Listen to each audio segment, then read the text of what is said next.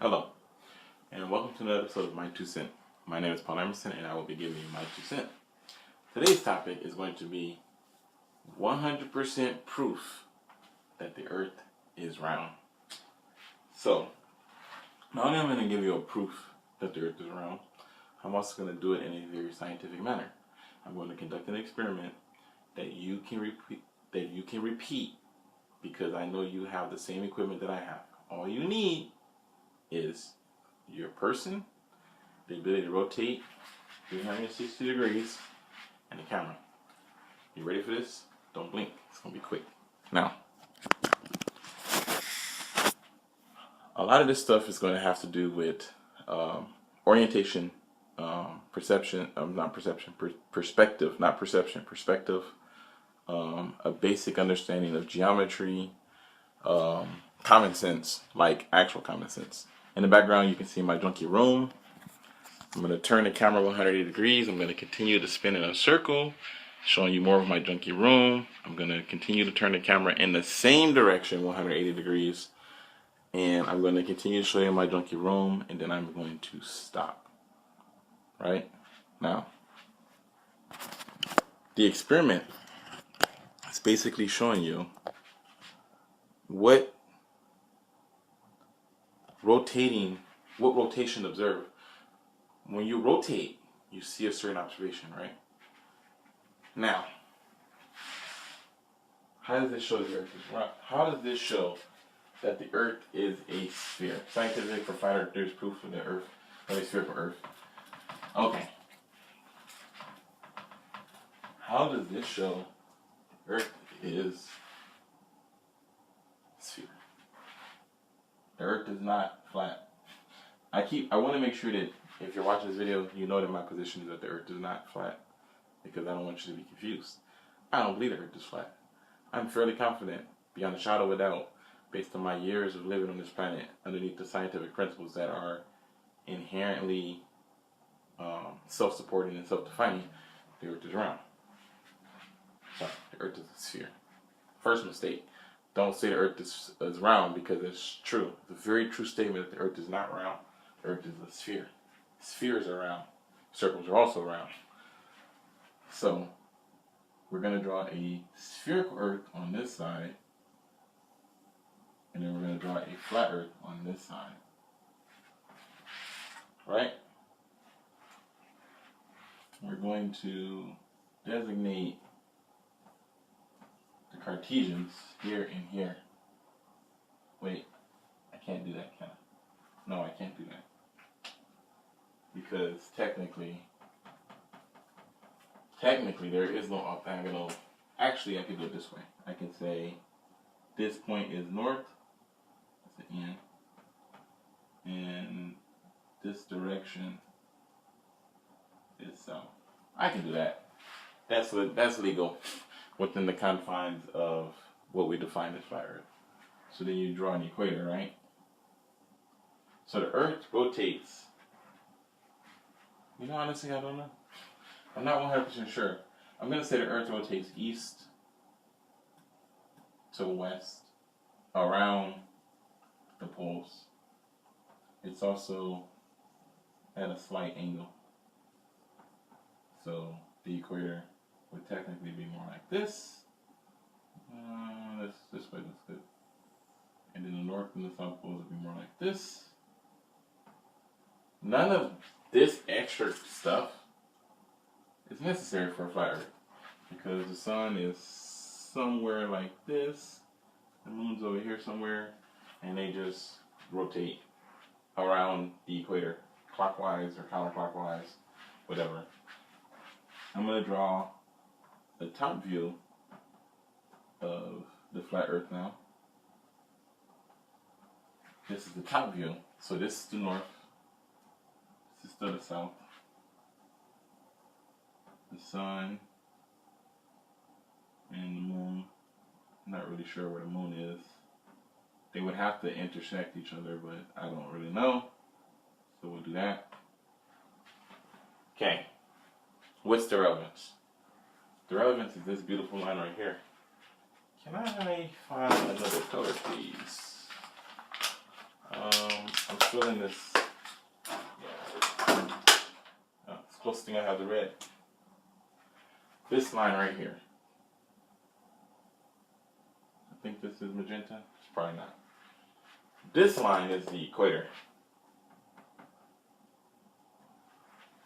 So we'll put the equator here. None of these measurements are accurate to the scale. We're just gonna roll with it, right? If I am a person standing on a flat earth and I am here and I'm looking this way, if I am a person standing on the north pole of the spherical earth and I'm looking this way, remember how I started this video with that rotation? That's what you see. So this is me looking up into the night sky when I'm moving around the camera. This is me looking up in the night sky, and that's what I see. Remember when I turned the camera 180 degrees and the direction of your screen changed? That is me standing at the South Pole looking up into the same night sky, right? Because remember, there's a North Star, and then there's a different sky in the southern hemisphere, right? How does one get a different sky if you're saying the same exact plane on a flat Earth? Does that make sense? Does that make sense? If you have a flat sky and you're looking up, all points by this observer is the same. It's the same. All of this is the same.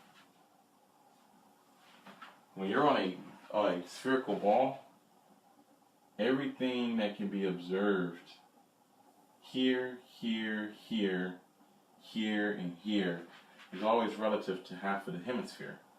So you can see everything on this half of the hemisphere, 180 degrees, because everything behind this 180 degree mark is going to be obscured by the actual Earth itself.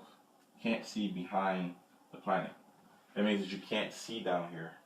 You can only see what is on your half of the hemisphere. So the entire science, keep up with me, the entire science of astronomy and cosmology, and even astrology. I believe astrology is the one that believes that the motions of the heavens and the earth determines human behavior, which is true, but we'll get into that in another video. No, it's not determines, it influences human behavior. That's what makes it true. Those entire fields of study are dependent on the fact that they understand that when you cross this imaginary line right here, the rotation of the stars in the skies also rotate in the opposite direction. If you're standing on the line, it's a little fuzzy. But when you cross it far enough to where you can no longer see the North Star, and you can no longer see the South Hemisphere, the South Polar Stars and the North Polar Stars, it's apparent enough that it defines the Earth as a globe. So what you have to do as a flat earther is you have to explain to me why when you're in the southern hemisphere, the sky is going this direction, and when you're in the northern hemisphere, the sky is going in this direction. So we'll say, explain why the clockwise, you won't be able to read it. Explain why the clockwise rotation of the Earth and one in the north of the equator on the flat Earth model. Explain the nature of the movement of the celestial bodies as they are observed on Earth. Then explain the counterclockwise rotation of the celestial bodies as one moves past the equator, moves into the southern hemisphere as observed on the Earth. You do that, and you can prove that the world is flat. Until you do that, you cannot change the nature of the orientation and motion of my camera that I just showed you at the beginning of this video. You can't delete it, you can't fix it. You can do it yourself. You can take your camera, you can flip it upside down. All I did was this. I had my camera like this, I spun in a circle like this, and then I got to a certain point, and I did this. Took the camera 180 degrees, and then I kept going. And then I stopped, took the camera 180 degrees, and I kept going. It doesn't matter how you rotate your camera.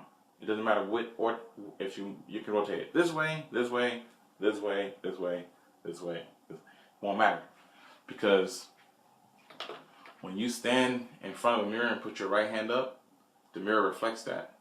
But if you stand in front of a person and put your right hand up, they're going to put their left hand up, because they're not going to reflect it, because we have bilateral symmetry.